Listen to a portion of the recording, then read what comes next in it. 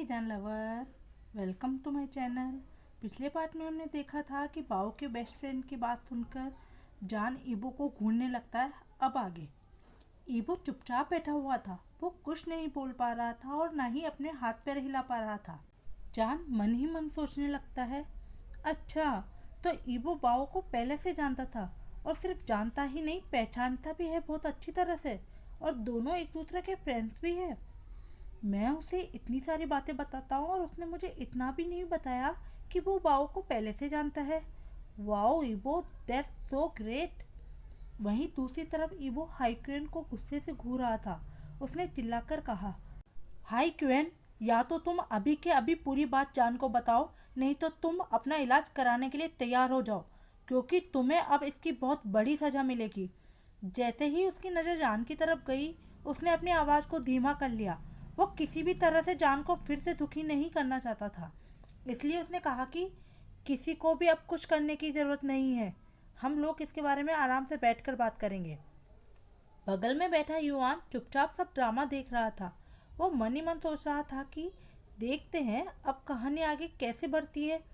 फिर वो high queen की तरफ देखने लगा और मुस्कुराते हुए मन ही मन कहा, वाह भैया वाह, आपने तो बिना मतलब के खतरा मोल ले लिया। अब ये शैतान रूपी इंसान आपको इतनी आसानी से तो नहीं छोड़ने वाला। ईबो अभी भी हाई क्वीन को घूर रहा था। हाई क्वीन मन ही मन सोच रहा था कि काश अच्छा होता कि मैं कुछ भी नहीं कहता। अब बिना मतलब का टेंशन मेरे सिर पर आ गया है।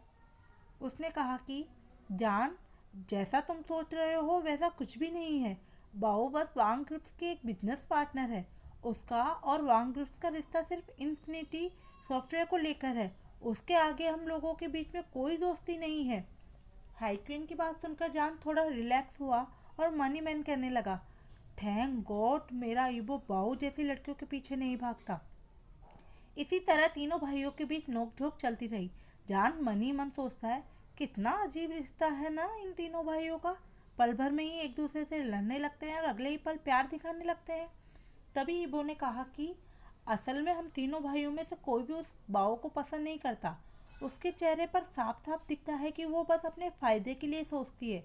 क्या तुम्हें लगता है कि उस जैसी लड़की हम तीनों भाइयों को पसंद होगी? ये सुनकर जान ने कहा कि हाँ, ये बात तो सही है कि वो हमेशा अपने फायदे का ही सोचती है। क्या पता उसने कभी तुम्हारे ऊपर भी चांस मारने की कोशिश की हो। आखिरकार तुम वांग ग्रुप्स के मालिक हो ईबो। ईबो ने जान की कमर को पकड़ा और कहा कि अच्छा, अगर मैं सच में इतना फेमस हूँ तो तुमने मुझे अपना बनाने की कोशिश क्यों नहीं की? क्या तुम्हें मैं पसंद नहीं था? जान ने ईबो का हाथ अपनी कमर से हटाते हुए कहा कि तुम्हें शर्म नहीं आती? तुम्हारे दोनों भाई यहाँ बैठे हैं और तुम कुछ भी किए जा रहे हो, बोले जा रहे हो। ईबो ने उसका हाथ पकड़ लिया और कहा कि पहले मेरे सवालों को जवाब दो जान। तभी जान ने देखा कि हाइक्वेन और युआन वहां से उठकर जा रहे थे। उन दोनों को रोकते हुए जान ने कहा कि अरे अरे अरे अरे, आप दोनों ऐसे मत जाओ, पहले नाश्ता खत्म कर लो, उसके बाद चले जाना। ये सुनकर युआन ने कहा कि मेरा अब खाना खाने का मन नहीं है। जब देखो तब आप दोनों एक दूसरे में लगे रहते हैं। कम से कम इतना तो सोच लीजिए कि सामने आपके कोई बैठा हुआ है। ये सुनकर जान ईबो को गुस्से से घूरने लगा और उसने कहा कि देख लिया तुम्हारे किए का नतीजा। अब तुम्हारे दोनों भाई भी हमारे बारे में कैसे सोचते हैं। ये सुनकर ईबो ने मुंह बना लिया और कहा कि तुम्हें मेरे भाइयों की चिंता लगी है, हाँ? और मेरा क्या? मेरा भी तो मन होता है कुछ करने का। क्या मेरी कोई वैल्यू नहीं है? वैसे भी बिजनेस इंडस्ट्री में मेरा बहुत नाम है और इस बात का थोड़ा फ़ायदा तो मुझे मिलना चाहिए ना जान। जान ने जवाब दिया, नाम से क्या होता है? मैं तुम्हारे पैसे से थोड़े ना प्यार करता हूँ। मैं तो उस इंसान से प्यार करता हूँ जो मेरे लिए केयर करता है। इसलिए कभी भी तुम ना ऐसा मत सोचना कि मैं तुम्हारे पैसे के पीछे भागता हूँ। और वैसे भी तुम्हें कभी कभी सोचना चाहिए कि मुझे क्या अच्छा लगता है और क्या अच्छा नहीं लगता। और रही बात पैसों की, तो देख लेना मैं बहुत जल्दी तुमसे अमीर बनने वाला हूँ, और मेरी तो वैसे भी ज़्यादा उम्र भी नहीं है। ये सुनकर ईबो मुस्कुराने लगा और कहता है कि अच्छा ऐसी बात है। चलो एक बात बताओ, क्या तुम फिनिक्स एंटरप्राइजेस में काम करके खुश हो? जान ने कहा, हाँ हाँ बिल्कुल, मैं वहाँ पर बहुत खुश हूँ। पर तुम ऐसा क्यों पूछ रहे हो? ईबो ने कहा, तुम इतना ही खुश हो तो तुम्हारी किसी भी खोज में तुम्हारा नाम क्यों नहीं होता? क्यूरियस सॉफ्टवेयर में भी मैंने तुम्हारा नाम कहीं नहीं देखा। जान ईबो के इस सवाल से चौंक जाता है। वो उससे पहले की तरह अब कुछ छिपाना नहीं चाहता था क्योंकि अब उनका रिश्ता अलग था, लेकिन वो उसे अभी सब नहीं बताना चाहता था। उसने बात को संभालते हुए कहा कि किसी भी प्रोजेक्ट पे मैं अकेले थोड़ी काम करता हूँ, पूरी टीम उस पर मेहनत करती है। मेरी कंपनी में बहुत सारे लोगों ने सॉफ्टवेयर पर मेहनत की है, इसलिए किसी अकेले व्यक्ति का नाम कंपनी कैसे ले सकती है। पर ईबो भी हार नहीं मानने वाला था। उसने कहा कि मैंने इन्फिनिटी और फ्यूरियस दोनों सॉफ्टवेयर को देखा है और दोनों एक जैसे हैं, इसलिए अगर इन्फिनिटी सॉफ्टवेयर तुमने बनाया है तो फ्यूरियस भी तुम्ही ने बनाया होगा। जान इन बातों में आगे नहीं बढ़ना चाहता था, इसलिए वो हंसकर बोलता है कि तो क्या हुआ। ये बात सही है कि मैंने सॉफ्टवेयर पर सबसे ज़्यादा काम किया है, पर कंपनी के और लोगों का भी इसमें योगदान है, इसलिए तुम अपना दिमाग ना ज़्यादा मत चलाया करो। फिनिक्स एंटरप्राइजेस मेरे घर की तरह है और वो जो मेरे बॉस है ना, वो दुनिया के बेस्ट बॉस है। जान के मुंह से जोचेंग की खुलेआम तारीफ सुनकर ईबो को गुस्सा आने लगता है। उसने कहा कि क्यों, तुम्हारे बॉस के बारे में ऐसा क्या अच्छा है। जान समझ गया कि ईबो जेलस हो रहा है, इसलिए उसने कहा कि तुम्हें ना ज़्यादा नाटक करने की ज़रूरत नहीं है। सबका अपना अपना तरीका होता है और तुम किसी से कंपेयर मत करो, सब अपनी अपनी जगह पर ठीक और अच्छे हैं। ईबो मन ही मन सोचता है कि जान कैसे उस आदमी से मुझे कंपेयर कर सकता है, क्या वो मुझसे ज़्यादा इसका ख्याल रखता है। तभी वो कहता है कि ठीक है, अगर तुम्हारा बॉस इतना ही अच्छा है तो मुझे उससे मिलना चाहिए। ईबो का सवाल सुनकर जान को अचानक ही खांसी आ जाती है। उसने कभी नहीं सोचा था कि बिजनेस वर्ल्ड का एक आदमी अंडरवर्ल्ड डॉन से मिलेगा। उसे इस बात का डर सता रहा था कि दोनों आपस में लड़ने ना लग जाए, क्योंकि अगर ऐसा हुआ तो बहुत सारे लोगों की रोजी रोटी चली जाएगी। जान को खांसते देख ईबो ने उसे पानी का गिलास दिया और उसकी पीठ सहलाने लगा। पानी पीकर जान ने कहा कि तुम मेरे बॉस से क्यों मिलना चाहते हो, तुम्हें पता है ना कि तुम्हारी कंपनी और मेरी कंपनी राइवल है। ईबो ने कहा तो क्या हुआ, हम मिल तो सकते ही है ना। मैं भी तो देखूं कि वर्ल्ड बेस्ट बॉस कैसा होता है, शायद मुझे भी उनसे कुछ सीखने को मिल जाए। जान के मुंह से अपने बॉस की तारीफ सुनकर ईबो ने मन बना लिया था कि वह उसके बॉस से मिलेगा, क्योंकि उसने सिर्फ मिस्टर एक्स और जोचेंग का नाम सुना था। उसे नहीं पता था कि ये दोनों वाकई एक ही इंसान है या नहीं, क्योंकि कंपनी का सारा काम तो कंपनी के सीईओ किंग जोंग ही संभालते थे। इसलिए मिस्टर एक्स किसी भी मीटिंग या पार्टी में दिखाई नहीं देता था। यहाँ तक कि कंपनी के शेयर भी बहुत ही अजीब तरीके के हैं। किसी को भी पूरी तरह से मालूम नहीं है कि कंपनी की शेयर किसके नाम पर है। इससे ईबो की जिज्ञासा और बढ़ रही थी, आखिर वो कौन लोग हैं जो इस कंपनी में हिस्सेदारी रखते हैं। ईबो की बातों से जान परेशान हो रहा था। दोनों के बीच इसी को लेकर बहस होने लगती है।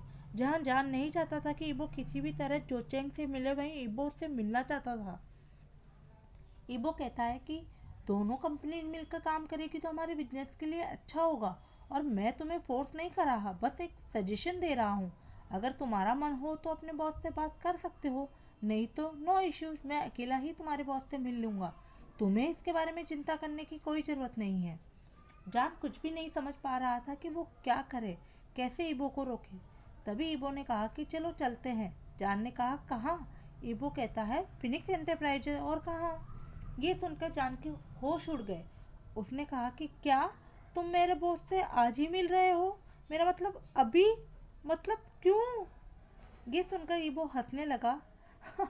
नो नो नो, नहीं बाबा नहीं, मैं तो बस कह रहा था कि आइडिया बुरा नहीं है, और मैं अभी तुम्हारे बॉस से मिलने नहीं जा रहा हूँ, मैं तुम्हें अभी तुम्हारे घर लेकर जा रहा हूँ। फिर तुमने फिनिक्स एंटरप्राइजेस क्यों कहा। पर तभी अचानक उसे याद आया कि उसने ईबो से कहा था कि उसका कोई सामान कंपनी में छूट गया है। उसने अपने आप से कहा कि शिट, मैं कितना सिली कैसे हो सकता हूँ, मैं इतना भुलक्कड़ कैसे हो सकता हूँ कि मैं ऑरेंज को छोड़ आया वहाँ। थोड़ी देर सोचने के बाद उसने कहा कि ठीक है, चलो चलते हैं। फिनिक्स एंटरप्राइजेस की पार्किंग में जैसे ही ईबो ने कार रोकी, जान ने कहा ईबो, मैं 15 मिनट में आ जाऊँगा, तब तक तुम यहीं मेरा इंतज़ार करना। और हाँ, कार से बाहर बिल्कुल मत निकलना, मैं अपनी कंपनी में किसी भी तरह का हंगामा नहीं चाहता हूँ। ईबो ने मुस्कुराते हुए कहा यस सर, जैसा आप कहें। हर दिन की तरह जान ने लिफ्ट में अपना पासवर्ड डाला और सीधा अपने लैब में चला गया। ईबो कार में बैठे बैठे ये सोच रहा था कि जान स्पेशल लिफ्ट क्यों यूज कर रहा है, वो तो सिर्फ कंपनी के प्रेसिडेंट के लिए होती है। उसके मन में इसी तरह के बहुत सारी बातें चल रही थी। वो ये सब सोच ही रहा था कि तभी उसने देखा एक काले रंग की कार पार्किंग में आ रही थी। कार का दरवाज़ा खुलते ही एक आदमी बाहर निकला जिसने काले रंग का कोट पहन रखा था, साथ ही ब्लैक कलर के गोगल्स भी लगा रखे थे। उसे ये समझ से देर नहीं लगी कि यही आदमी अंडरवर्ल्ड का डॉन जोचेंग है। उसे देखकर उसने मन ही मन कहा कि बहुत जल्दी हम दोनों एक दूसरे से मिलेंगे। तभी उसने देखा कि वो भी उसी लिफ्ट का बटन दबा रहा था जिससे जान ऊपर गया है। वो अपनी कार से बाहर निकलना चाहता था पर जान की बातें उसे याद आ गई। जैसे ही लिफ्ट का दरवाज़ा खुला, ईबो ने देखा कि जान एक बैग लेकर लिफ्ट से निकल रहा था। पर अचानक ही उस आदमी को देखकर उसका बैग उसके हाथों से नीचे गिर गया और वो पीछे की तरफ गिरने ही वाला था कि तभी उस आदमी ने उसका हाथ पकड़कर उसे अपने पास खींच लिया।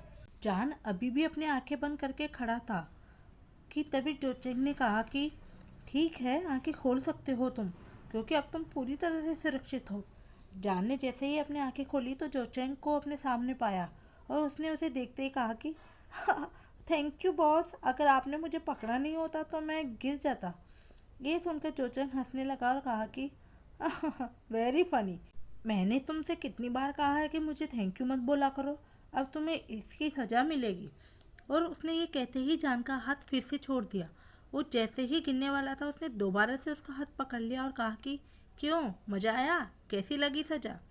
फिर जोचेंग ने उसके माथे पर हाथ रखकर उसका बुखार चेक किया और कहा कि अब तुम्हारी तबीयत कैसी है, अब बुखार पूरी तरह से ठीक है या नहीं?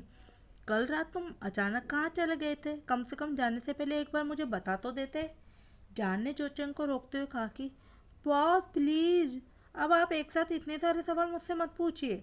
आपको चिंता करने की ज़रूरत नहीं है, मैं पूरी तरह से ठीक हूँ। मैं बस अपना कुछ सामान लेने आया था और अब मैं अपने घर वापस जा रहा हूँ। जोचेंग ने मुस्कुराकर कहा कि अच्छा है, तुम पहले से बेहतर हो, तुम मेरे हेलीकॉप्टर से घर चले जाओ। ये सुनते ही जान थोड़ा नर्वस हो गया क्योंकि उसे पता था कि कोई कार में उसका इंतज़ार कर रहा है और वो कार की तरफ देखने लगा। कार पर ब्लैक कांच लगा हुआ था इसलिए उसे ईबो दिखाई नहीं दे रहा था। तभी उसका फ़ोन बजने लगा। फ़ोन उठाते ही दूसरी तरफ से ईबो ने कहा कि अगर तुम 2 मिनट में वापस नहीं आए तो मैं अभी तुम्हारे बॉस के सामने आ जाऊंगा। ये सुनते ही जान घबरा गया और मन ही मन सोचने लगा, पता नहीं ये आदमी क्या क्या करवाता है, ये दोनों मुझे समझते क्यों नहीं है यार, मैं क्या करूं। तभी जोचेंग ने कहा कि जान, मैंने हेलीकॉप्टर मंगवा लिया है, चलो मैं तुम्हें तुम्हारे घर छोड़ आता हूँ। ईबो ने जोचेंग की बातों को फ़ोन पर सुन लिया था और वो मन ही मन गुस्से से भर गया था। वो अभी भी जान के साथ फ़ोन पर था इसलिए उसने कहा कि जान, पिछली बार जब तुम फिनिक्स एंटरप्राइजेज के हेलीकॉप्टर में गए थे तो उस बात को मैंने भुला दिया था, पर इस बार ऐसा करने की सोचना भी मत, क्योंकि मैं इसे इतनी आसानी से नहीं भूल पाऊँगा। इसलिए तुम अभी के अभी वापस आओ। तभी जोचेंग जान का हाथ पकड़कर उसे लिफ्ट के अंदर ले जाने लगा और कहता है कि चलो बाबा, आप किस चीज़ का इंतज़ार कर रहे हो तुम। जान ने अपना हाथ छुड़ा लिया और लिफ्ट के अंदर जाने के लिए मना कर दिया। तभी ईबो ने फ़ोन पर कहा कि उससे कहो कि वो अभी के अभी तुम्हारा हाथ छोड़ दे, वरना मुझसे बुरा कोई नहीं होगा। जैसे ही जान ने अपना हाथ खींचा, जोचेंग चौंक गया। उसे समझ नहीं आ रहा था कि आखिर जान ऐसा बिहेव क्यों कर रहा है। उसने पूछा, व्हाट हैपन, एनी प्रॉब्लम? जान अब दो मूर्खों के बीच फंस चुका था। वो मन ही मन सोच रहा था कि कोई भी उसकी बात सुनने को तैयार ही नहीं है। दोनों बस अपने आप को बहुत बड़ा धुरंधर समझते हैं। उसे ये भी डर सता रहा था कि ईवो गाड़ी में पता नहीं क्या क्या सोच रहा होगा। उसने फर्श से अपना बैग उठाया और उसने जोचेंग से कहा, एक्चुअली मैं आपके साथ हेलीकॉप्टर में नहीं जा सकता क्योंकि पिछले कुछ दिनों से मेरे पेट में प्रॉब्लम हो रही है और खाना भी नहीं बचता, तो हवा में मुझे हो सकता है वॉमिट हो जाए, इसलिए मैं कार से ही जाऊंगा। ठीक है, मैं तुम्हें अपनी कार से छोड़ देता हूँ। दोनों के बीच बहुत देर तक यही बातें चल रही थी और ईवो अपना आपा खो रहा था। उससे रहा नहीं गया और वो कार का हॉर्न बजाने लगा। हॉर्न की आवाज़ सुनकर जान चौंक गया। जोचेंग ने पूछा, ये तो तुम्हारी कार है ना, अंदर कोई है क्या? जोचेंग कार की तरफ जाने लगा तभी जान ने उसे रोका और कहा कि कोई अजनबी नहीं है, वो मेरा नया दोस्त है जो मेरा इंतज़ार करते करते थक गया होगा, इसलिए हॉर्न बजा रहा है। अब मुझे जाना चाहिए। जोचेंग ने कहा, अच्छा, तुम अपने दोस्त से मुझे नहीं मिलवाओगे? जोचेंग जानता था कि जान बाहर के लोगों से ज़्यादा नहीं मिलता और अगर उसने दोस्ती की है तो वो ज़रूर कोई टैलेंटेड इंसान होगा, उसमें कोई ना कोई खूबी ज़रूर होगी, इसलिए वो भी उससे मिलना चाहता था। उसे इस बात का शक भी हो रहा था कि अचानक ही कोई लड़का इसका दोस्त कैसे बन गया। ये सोचकर वो कार की तरफ जाने लगा। इधर ईवो भी मन ही मन मुस्कुरा रहा था कि चलो आज ये सारा किस्सा ही खत्म करते हैं। कब से ये चूहे बिल्ली का खेल चल रहा है। आज मैं तुम्हें बता दूंगा कि जान सिर्फ मेरा है, इसलिए तुम कभी सपने में भी मत सोचना कि जान कभी तुम्हारा बनेगा। जैसे जैसे जोचेंग कार की तरफ बढ़ रहा था, जान का दिल तेजी से धड़क रहा था। उसे समझ नहीं आ रहा था कि अब क्या होगा। दो शैतान अचानक से एक दूसरे से मिलने वाले हैं, इसलिए उसे इतना तो पता था कि एक बहुत बड़ी आंधी आने वाली है। उसने धीरे से ऑरेंज से कहा उसने धीरे से ऑरेंज से कहा, अब तुम मुझे बचा लो ऑरेंज, प्लीज। जल्दी से बॉस के ऑफिस का सिक्योरिटी अलार्म बजा दो, प्लीज ऑरेंज, सेव मी। बस फिर क्या था, कुछ ही सेकंड्स में जोचेंग के ऑफिस का सिक्योरिटी अलार्म बजने लगा कि वहाँ पर कोई प्रॉब्लम हो गई है। देखते ही देखते जोचेंग के बॉडीगार्ड्स वहाँ आ गए। कुछ ही मिनटों के अंदर पूरी बिल्डिंग को सील कर दिया गया। जोचेंग के बॉडीगार्ड्स उन्हें घेर कर खड़े हो गए। तभी जान ने चुपके से ईबो की तरफ इशारा करते हुए कहा कि तुम कार से बाहर मत आना, अब सब कुछ अंडर कंट्रोल है। जान को देखकर जोचेंग मन ही मन मुस्कुराने लगा। उसे ये बात समझते देर नहीं लगी कि ये सारा खेल जान का है और ये सब उसी ने किया होगा। तभी जान ने कहा, बॉस ये सिक्योरिटी अलार्म आपके ऑफिस का है ना? जरूर कोई आपके ऑफिस में आ गया है और वो वहाँ से मेरे लैब में भी जा सकता है, इसलिए हम लोगों को चेक करने चलना चाहिए ना। पर तभी जोचेंग ने उसे रोकते हुए कहा कि तुम्हें ऊपर जाने की जरूरत नहीं है, तुम अभी के अभी अपने घर के लिए निकल जाओ, मैं जाकर चेक करता हूँ कि ऊपर क्या हो रहा है। जोचेंग कार की तरफ उसे जाने को कहता है और जान कार के पास जाकर उसमें बैठ जाता है। वो उसे घूर रहा था क्योंकि उसी की वजह से उसे ऐसा करना पड़ा था। जोचेंग ने अपने गार्ड से कहा कि जान की कार को कंपनी से बाहर जाने दिया जाए, क्योंकि वो मन ही मन सोच रहा था अगर सच में कोई प्रॉब्लम है तो वो जान को यहाँ पर नहीं रखना चाहता। जान वहाँ से निकल जाता है। वो पूरे रास्ते चुपचाप बैठा रहा। दूसरी तरफ वो जानता था कि जान गुस्से में है, इसलिए उससे इस वक्त बात करना आग में घी डालने के बराबर है। एक बार उसने कोशिश की तो जान ने बिना कुछ कहे कार में चल रहे गाने की आवाज़ को तेज कर दिया और वो ईबो की किसी बात का जवाब नहीं दे रहा था। थोड़ी देर बाद जोचेंग ने कॉल करके बताया कि सब कुछ ठीक है, शायद आराम में ही कोई प्रॉब्लम हो गई थी। घर पहुंचने के बाद जान सीधे अपने बेडरूम में चला गया। ईबो वहीं लिविंग रूम में खड़े खड़े उसे घूर रहा था। वो तब तक उसे घूरता रहा जब तक वो उसकी आंखों से ओझल नहीं हो गया। जाओ शेंग अंकल और जाओ की आंटी दोनों एक दूसरे को ऐसे देख रहे थे जैसे उन्हें समझ में आ गया था या इस बात का एहसास हो गया था कि दोनों के बीच में कोई लड़ाई हुई है। नहाने के बाद जान सीधे अपने लैब में चला गया। वो वहाँ लियांग होंग के गैरकानूनी धंधों के बारे में रिसर्च करने लगा। वो उसके बारे में ज़्यादा से ज़्यादा जानकारी जुटाना चाहता था। वो उसे इतना लाचार बना देना चाहता था कि वो अपने पैरों पर खड़ा भी ना हो पाए। मैं उसकी हालत इतनी बदतर कर दूंगा कि उसकी देश में तो क्या पूरी दुनिया में कोई मदद नहीं कर पाएगा। और ऐसा कहकर वो अपने कंप्यूटर पे ये चेक करने लगा कि क्या अभी हाल फिलहाल में वो कोई डील साइन करने वाला है। तभी होंग के कंप्यूटर से उसे पता चला कि वो ज़्यादातर अपना धंधा एक ही जगह से करता है। इसका मतलब या तो वहाँ पर उसका कोई सीक्रेट बेस है या फिर पूरा गैंग वहीं पर रहता है। थोड़ी देर सोचने के बाद जान ने किसी को फ़ोन लगा दिया। दूसरी तरफ से आवाज़ आई, हेलो। जान ने जवाब दिया, मैंने अभी अभी आपको एक जगह की जीपीएस लोकेशन भेजी है, क्या आप सैटेलाइट से उस जगह को चेक कर सकते हो? मुझे वहाँ की साफ़ सुथरी तस्वीरें चाहिए। अगर हो सके तो अगले हफ्ते तक उस जगह की आप निगरानी करते रहिएगा कि वहाँ पर कौन कौन लोग आते हैं और किस किस टाइम पर होते हैं। मुझे 24 घंटे की पूरी इन्फॉर्मेशन चाहिए। आप हर 2 घंटे में उस जगह की तस्वीरें लेते रहिएगा। दूसरी तरफ से उस आदमी ने कहा कि तुम भी ना यार, तुम्हें क्या लगता है कि हम लोग यहाँ पर दिन भर बैठकर कुछ नहीं करते? तुम जब देखो तब कोई नया काम लेकर आ जाते हो। जान मन ही मन सोचने लगा कि लगता है ये लोग भूल गए हैं कि जिस सैटेलाइट पे ये लोग काम कर रहे हैं उसे मैंने बनाया है। लगता है इन्हें याद दिलाना पड़ेगा। जान ने कहा, अगर मैंने ये सैटेलाइट नहीं बनाया होता तो आपको क्या लगता है कि आप इतने तेज हो कि आप इसे अपने दम पर बना लेते? इसलिए मैं जितना कह रहा हूँ उतना कीजिए। उस आदमी ने कहा, अगर तुमने सैटेलाइट बनाया है तो उसका क्या? अब सैटेलाइट पर तुम्हारा कोई हक नहीं है।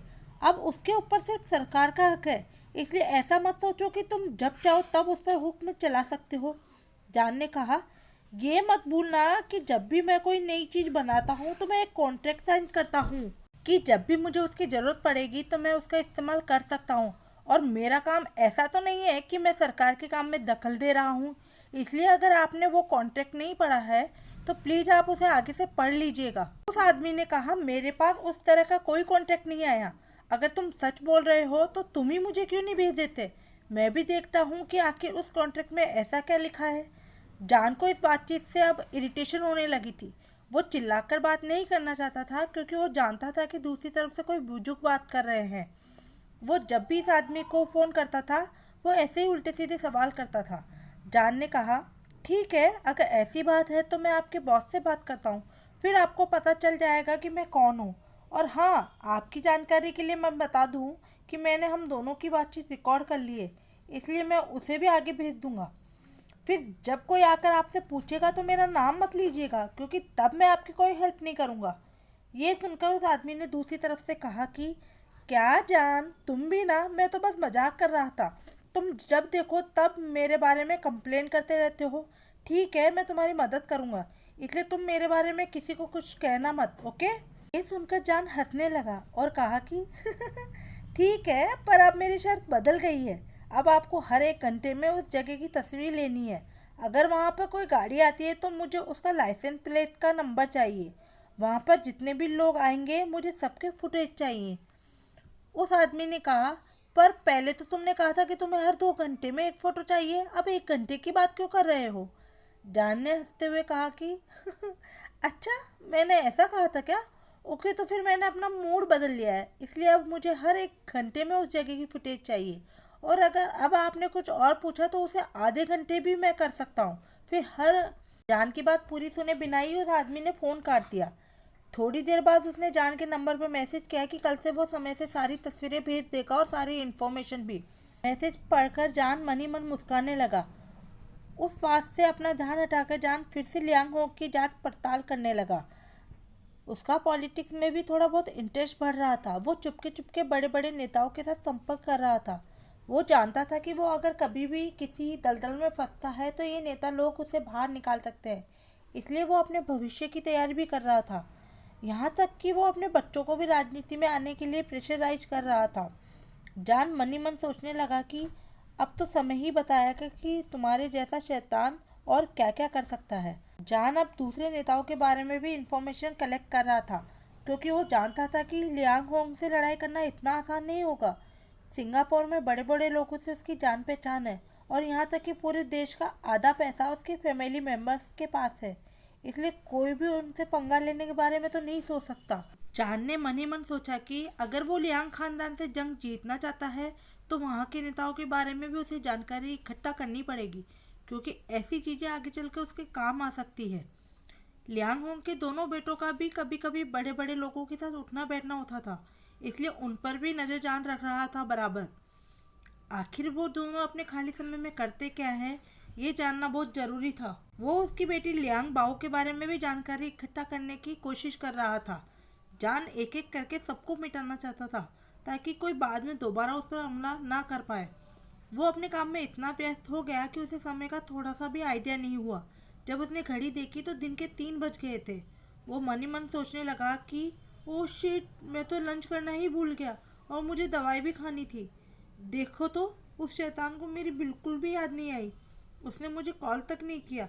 इसका मतलब ये है कि वो सिर्फ केयर करने का नाटक करता है। इनफैक्ट बस नाश्ते तक ही सारा ड्रामा उसने किया। अभी तो एक दिन भी नहीं हुआ और उसने अभी से ही मेरे बारे में फिक्र करना छोड़ दिया। अगर मैं किसी बात को लेकर गुस्सा हूँ तो उसे कम से कम आकर मुझसे बात तो करनी चाहिए ना। अगर वो बात नहीं करेगा तो किसी प्रॉब्लम का सॉल्यूशन कैसे निकलेगा? हाँ। वो अपनी लैब से निकलकर जैसे ही लिविंग रूम में पहुंचा तो उसने देखा कि शिंग अंकल और किम आंटी कोने में खड़े हैं और ईबो सोफे पर बैठा है। तभी ईबो ने चिल्लाकर पूछा कि आप लोग अभी के अभी बताइए कि जान कहाँ पर है, नहीं तो। बस इतना कहना ही था कि जान वहाँ पर जाकर खड़ा हो गया। ईबो ने जैसे ही उसे देखा वो चुप हो गया और सोफे पर से उठ गया। वो मुस्कुराकर जैसे ही जान के पास गया तो जान किम आंटी की तरफ देखने लगा और कहा कि आंटी, मुझे बहुत तेज भूख लगी है, क्या खाने के लिए कुछ बचा है? और अगर कुछ नहीं है तो प्लीज़ मेरे लिए कुछ बना दीजिए। किम आंटी ठीक है कहते हुए किचन में चली गई और उनके साथ अंकल शिन भी चले गए।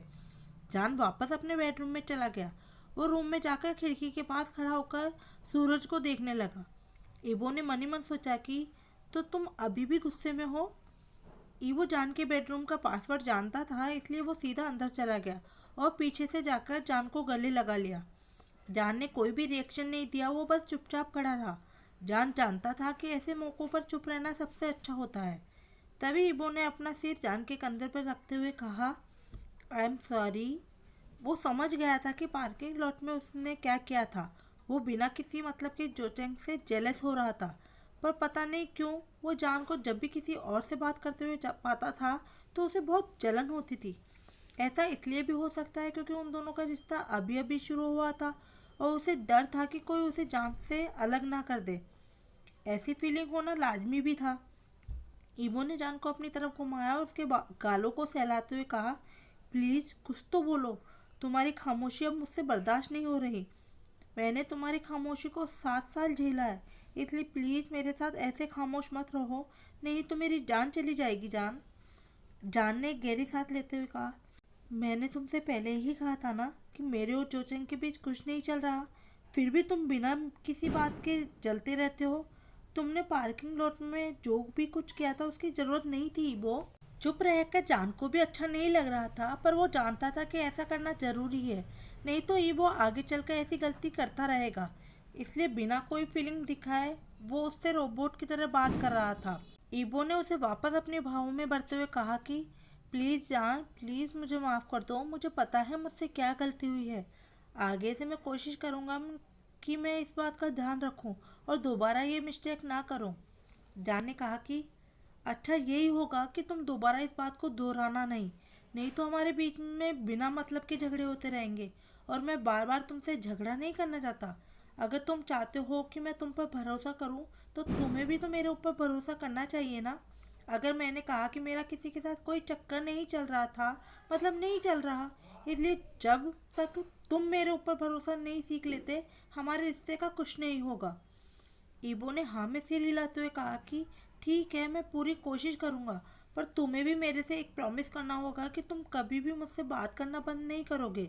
भले ही मुझ पर गुस्से में चिल्ला लेना, पर खामोश मत रहना। ये सुनकर जान को ईबो पर बहुत प्यार आया और तरस भी आया। उसने कहा कि ठीक है, लेकिन तुम भी अपनी बात को याद रखना। ईबो ने कहा ठीक है, तुमने आज लंच भी नहीं किया, पता है मैंने तुम्हें कहाँ कहाँ नहीं ढूंढा, तुम कहाँ चले गए थे। जान ने कहा कि मैं अपनी सीक्रेट लैब में चला गया था जो अंडरग्राउंड बनी हुई है, पर तुम्हें इसके बारे में पता नहीं चलेगा। ईबो ये सुनकर चौंक गया और उसने पूछा कि क्या तुम सच बोल रहे हो। जान ने कहा हाँ, मैं तुम्हें कभी वहाँ लेकर चलूँगा, पर अभी पहले चलकर खाना खाते हैं। अब शाम हो चुकी थी, इसलिए दोनों शाम का खाना खाकर अपने कमरे में चले गए। जान के पूरे बदन में दर्द हो रहा था, इसलिए वो गर्म पानी से नहाने चला गया। वो अपनी आंखें बंद करके बाथटब में बैठा हुआ था। उसने धीरे से कहा कि अगर पूरे दिन की थकान के बाद इस तरह से रिलैक्स करके नहाने का मौका मिले तो बाय गॉड ऐसा लगता है यू आर इन हेवन, ये स्वर्ग से कम नहीं है। तभी एक आवाज़ उसके कानों में पड़ती है, अगर तुम मुझे अपने साथ नहाने दोगे तो ये स्वर्ग और भी सुंदर हो जाएगा। अचानक ही इस आवाज़ को सुनकर जान चौंक गया। उसने अपनी आंखें खोलकर देखा तो सामने ईबो खड़ा था। उसने चिल्लाकर कहा, ईबो, तुम्हें इतना भी नहीं पता कि किसी से बिना पूछे उसके बाथरूम में नहीं जाते सिली। ऐसे तो ईबो उसके बाथरूम के बाहर खड़ा था, पर उसके कमरे की हर चीज़ क्योंकि शीशे की बनी थी, इसलिए बाहर से भी उसके बाथरूम में सब कुछ साफ साफ दिख रहा था। ईबो भी जान की बात समझता था, इसलिए उसने अपना चेहरा दूसरी तरफ कर लिया ताकि जान को ऐसा ना लगे कि वो उसे देख रहा है। ईबो को देखते ही जान ने अपने आप को बाथटब के अंदर छिपा लिया। वो नहीं चाहता था कि ईबो उसके शरीर के किसी भी अंग को देखे, और थोड़ी देर बाद उसने अपना सिर धीरे से बाथटब से बाहर निकाला और ईबो की तरफ देखा। उसने चिल्लाकर कहा, तुम्हें थोड़ी सी भी शर्म नहीं आती? इस बार तो मैं तुम्हें जान से मार दूंगा। हाँ, तुमसे ये किसने कहा था कि तुम इस तरह से मेरे बाथरूम में आ सकते हो? क्या तुमने प्रिवेसी के बारे में नहीं सुना है? वो भी जब मैं नहा रहा हूँ, तब तो खासकर तुम्हें नहीं आना चाहिए था ना ईबो। तुम्हें पता है ना मुझे हमेशा से अकेले रहने की आदत है। सोचो कोई अचानक ही बाथरूम में आकर मुझसे कुछ कहेगा तो मेरी जान ही निकल जाएगी ना। इसलिए तुम्हें ना you should take care of all this यार। छोटी छोटी चीज़ों को ध्यान रखा करो ईबो। वहीं अब दूसरी तरफ ईबो की हालत खराब हो रही थी। जान की चिल्लाहट को सुनकर ईबो अपने आप को हंसने से रोक नहीं पा रहा था। उसके कानों में बार बार उसकी आवाज़ गूंज रही थी, लेकिन अब उसे इस बात का भी डर लग रहा था कि जान कहीं इस बात को लेकर सीरियस ना हो जाए और उससे गुस्सा ना हो जाए और आगे चलकर में भी वो मुझे अपने रूम में ही ना आने दे। वो अब इन सब बातों से बचना चाहता था, इसलिए उसने अब कुछ सोचना शुरू किया। अब मुझे क्या करना चाहिए? क्या मुझे सॉरी बोलना चाहिए या मुझे प्यार भरी बातें करनी चाहिए?